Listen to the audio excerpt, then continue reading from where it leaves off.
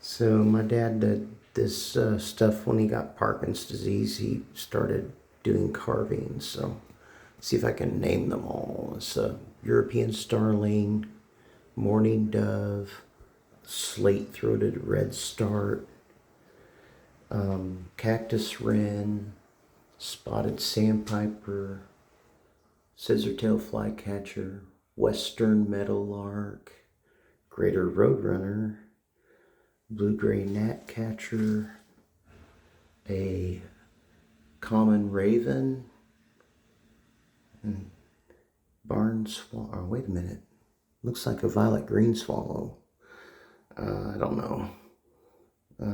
Red-bellied woodpecker or ladderback woodpecker, maybe. Titmouse, and I think a western kingbird, and an osprey. Pretty cool.